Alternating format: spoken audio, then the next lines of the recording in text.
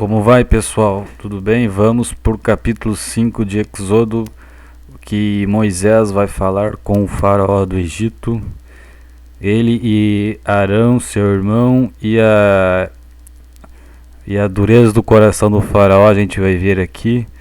E o Moisés, no final do capítulo, ele vai meio que se queixar para Deus porque que o povo está sendo tão maltratado no Egito. E aí, o capítulo 5 é um capítulo breve aqui de ligação, que é a continuação do capítulo 4, onde Moisés inicia a conversa ali com o faraó no capítulo 5.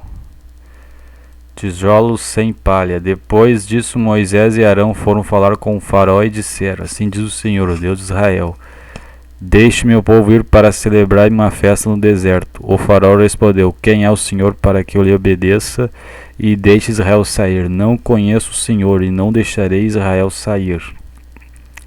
Então, como vocês podem ter percebido, uma pessoa que não é de Deus, que não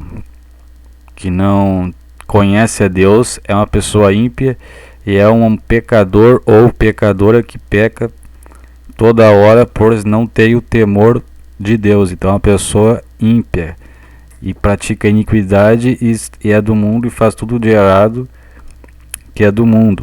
Então é uma pessoa que não conhece a Deus e que peca toda hora e acha que está tudo bem. Então essa é uma pessoa ímpia e que não conhece a Deus e não tem nenhum temor. Então o faraó do Egito tinha vários deuses do meio, e ele confiava nos seus deuses, pois ele achava que adquiria muitas riquezas, muitas prosperidades físicas, e uma pessoa material e terrena só se preocupa com coisas materiais e terrena. Então, para ele, o Deus que interessava é aquele Deus que dava coisas materiais e terrenas, e não aquele Deus que acrescentava ensinamento espiritual e humildade e obediência e temor no Senhor. Então ele não tinha nada disso, ele não sabia o que era obedecer, pois ele não precisava obedecer, pois ele já tinha tudo que necessitava, pois achava que os deuses ali do Egito davam para ele, e ele achava que tudo era pela sua própria força, e que os deuses do Egito só davam as coisas, pois ele adorava aqueles deuses lá do Egito. Então era uma pessoa que era do mundo e uma pessoa totalmente ímpia. E assim uma pessoa nos nossos dias de hoje que só quer coisas materiais e coisas deste mundo e se esquece de Deus e das coisas espirituais, do seu ensinamento para as pessoas e da sua humildade e da sua obediência. Pessoas que não são assim e são totalmente do mundo e voltados para as coisas do mundo. Então, voltando para cá, eles insistiram: o Deus dos Hebreus veio ao nosso encontro. Agora permita-nos caminhar 3 dias no deserto para oferecer sacrifícios ao Senhor, o nosso Deus. Caso contrário, ele nos atingirá com pragas e com a espada.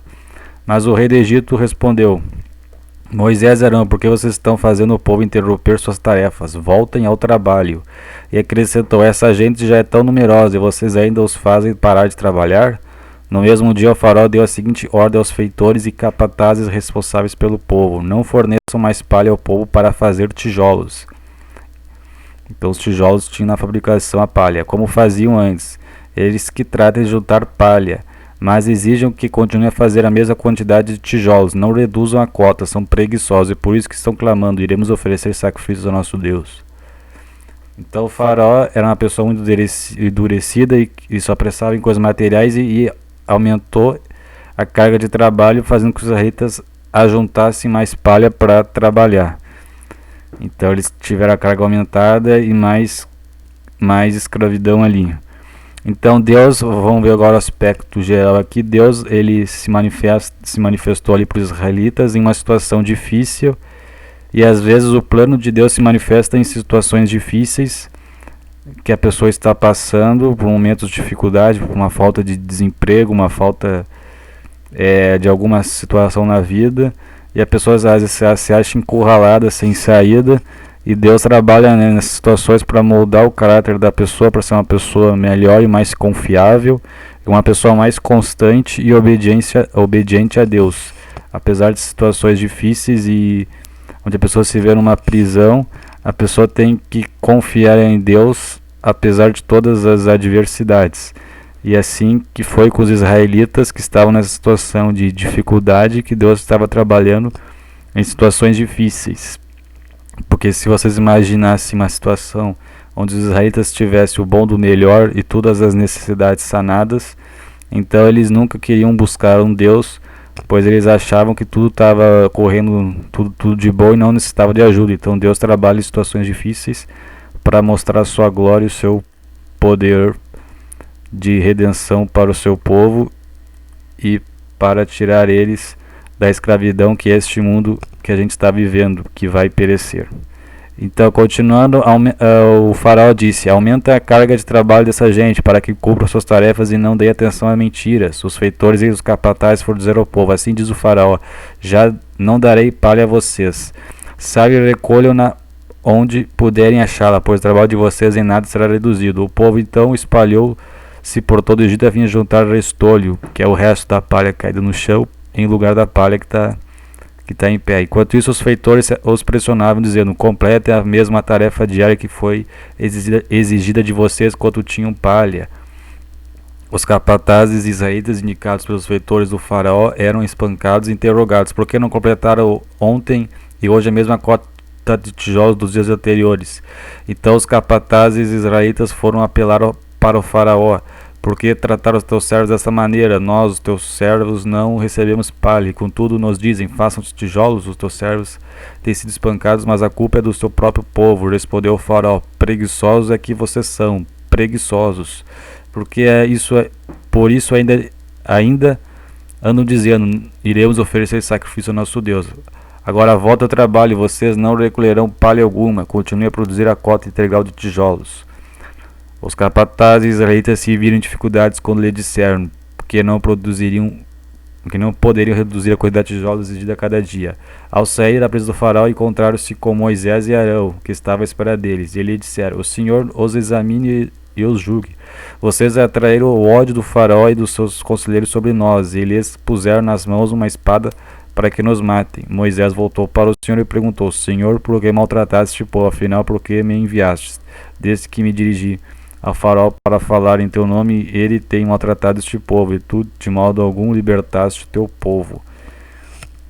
E este é o capítulo 5 de Êxodo. Moisés termina reclamando para Deus por que não libertaste o povo. Então Moisés já se esqueceu do que Deus tinha dito para ele.